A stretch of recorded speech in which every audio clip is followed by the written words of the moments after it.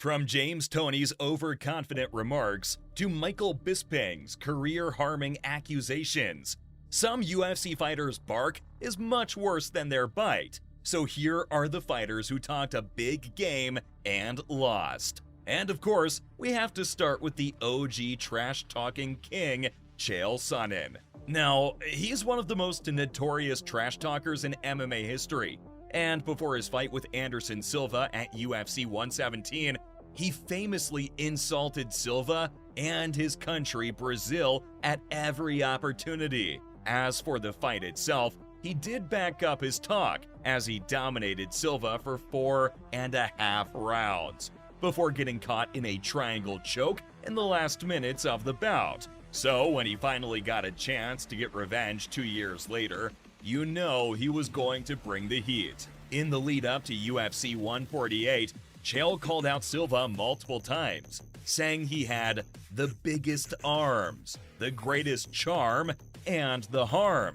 And I'm here to alarm and do all the harm.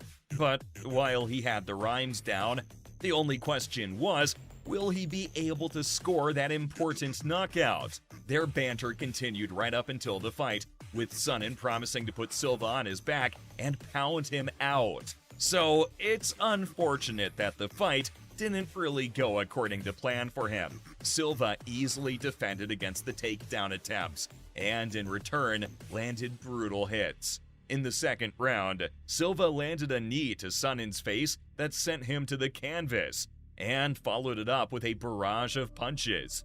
Eventually, the referee was forced to stop the fight, and that was the end. But since being humble isn't really in Chael's dictionary, he claimed that the win was a fluke. And honestly, he should take some tips from Colby Covington, because while Colby is also known for his controversial statements and brash trash-talking style, we saw a different side to him after UFC 245. The lead-up to the fight against Kamaru Usman was like no other, with Chaos going as far as making racist comments about Usman's heritage by calling him a terrorist, and making derogatory remarks about his Nigerian roots. He also criticized the UFC and its president, Dana White, accusing them of favoring Usman and ignoring him. The fight itself was a back-and-forth battle between two skilled welterweights, with Covington starting strong, using his striking and pressure to control the pace of the fight in the early rounds. But things took a turn for the worst when Usman started taking over. He used his superior grappling and wrestling to take Covington down and wear him down with a ground-and-pound technique. And in the fifth and final round, he landed a devastating right hand that dropped Chaos and nearly finished the fight. Despite being badly hurt, Covington managed to survive until the final bell, but ultimately lost a hard-fought unanimous decision. After the fight, both fighters showed respect to each other and embraced in the center of the octagon. However, Covington remained unapologetic for his pre-fight comments. I guess you can't have it all, but when it comes to making headlines before a match, nobody does it better than James Toney. In 2010, the UFC decided to put on a crossover fight between boxing legend James "Lights Out" Toney and UFC's Randy Couture. The fight was heavily promoted as a battle between the two sports, with Toney boasting that he would knock Couture out with one punch. And he didn't just stop there. James claimed that he was the best fighter in the world, and that Couture had never faced a striker like him. He even went as far as to criticize the UFC's fighting style, calling it wrestling.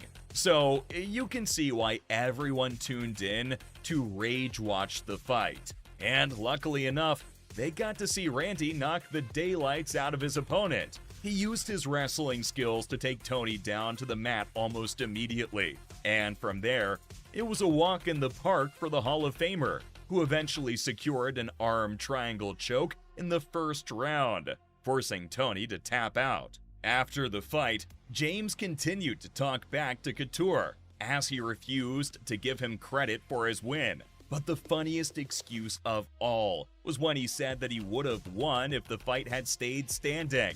Most UFC fans saw through his facade and thought it was a classic example of a boxer who talked big but couldn't back it up in the octagon. The embarrassing part is that he didn't even try to fight back after a bit, unlike Michael Bisping, who at least tried to put up a fight at UFC 217. The fact that he was facing Georges St-Pierre in a highly anticipated middleweight title fight meant sky-high viewership. But even that wasn't enough for Bisping, as he got into his usual trash-talking mode to build up hype. And while I love good banter, he took it a step further by saying GSP took PEDs. Of course, GSP's team denied the accusations, but the damage was done. So, when the Canadian fighter entered the ring, he was there for revenge, and revenge only. In the fight itself, St-Pierre quickly took control and took Bisping down. He was able to land some very well-placed punches, but that doesn't mean Michael didn't give him a tough time.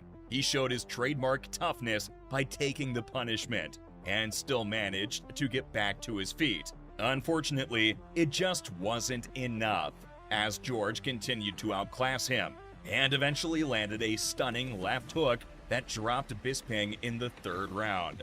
St-Pierre followed up with more strikes on the ground, forcing the referee to step in and stop the fight. The Canadian walked away as the new middleweight champion, while Michael was still on the floor in shock. Still, he praised St-Pierre's skills and admitted that the better fighter had beaten him, which is the complete opposite of the route Conor McGregor took at UFC 196. The controversial Irishman is known for getting into trouble with his unfiltered comments, but in his fight against Nate Diaz at UFC 196, he got a taste of his own medicine. The trash talk between the two fighters leading up to the bout was intense, with McGregor promising to finish Diaz in the first round. However, things didn't go as planned for the Notorious. McGregor came out strongly in the first round, but ultimately tired himself out. So by the time the second round started, Diaz started to gain confidence and began landing some major shots. Even McGregor was surprised by Diaz's ability to absorb punishment, and the fight turned into a slugfest. The American refused to back down, and in the end, came out on top by submitting McGregor with a rear naked choke in the second round. You'd think a fight like this would be a humbling experience for Conor, but he isn't called the Notorious for no reason. And by the time UFC 229 came around, Conor was back to his old antics. Leading up to the fight, he got into a heated fight with his opponent, Khabib Nurmagomedov. But he took it to another level by insulting Nurmagomedov's family and religion. The fight itself was highly anticipated, with both fighters bringing impressive records into the octagon. But once more, McGregor got the short end of the stick, as he was forced to submit in the fourth round. And the two got into a fight after the match, which caused both fighters to be suspended and fined by the Nevada State Athletic Commission. Then again, no one expected Conor to take a loss as embarrassing as this like a good sportsman. Well, there you have it. These were the UFC fighters who talked big and lost big.